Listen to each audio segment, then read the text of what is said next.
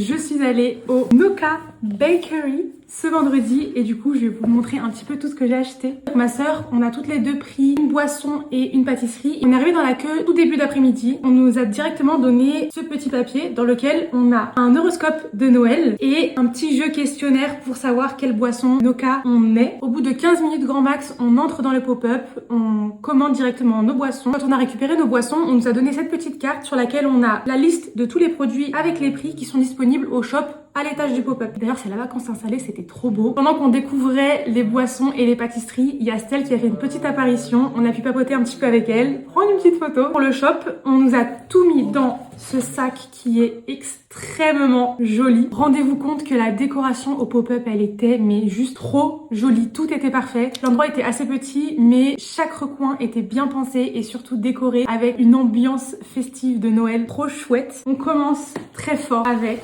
le pull de Noël. Quand j'ai vu déjà la vidéo promotionnelle où elle le portait, je me suis dit que s'il était à la vente, c'était sûr que j'allais l'acheter. Je me sens obligée de le porter pendant cette vidéo, du coup j'aime trop, j'ai l'impression de faire partie de la team Noka Matcha. C'est officiellement mon premier pull de Noël, je suis toute joie.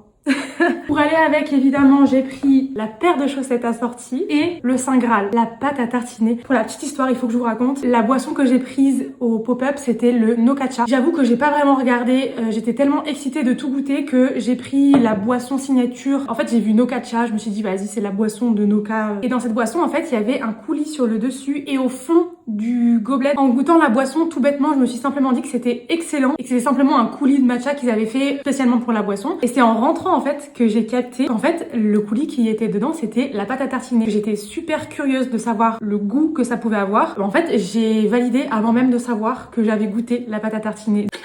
Je ne vous ai pas attendu pour en manger puisqu'on est dimanche et que, comme je vous ai dit, j'y suis allée vendredi. Je me suis mangé ça hier matin petit déjeuner et ce matin petit déjeuner dans mon petit porridge de flocons d'avoine. Je suis trop fan, c'est sûr que je vais en racheter quand il n'y en aura plus. Croyez-moi sur parole.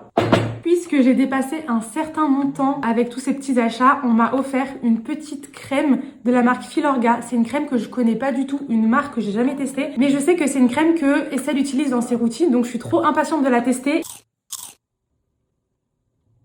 J'ai presque oublié de vous montrer aussi les stickers qu'on m'a offert. J'ai vraiment hâte que Noka se fasse sa petite beauté et son rebranding parce que je pense que ce pop-up était vraiment très prometteur au niveau de l'esthétique, de l'identité visuelle surtout. Sur ce, je m'en vais regarder mon film prédit par mon horoscope Noka Matcha qui n'est autre que Charlie et la chocolaterie. Tout est dit. Bon dimanche!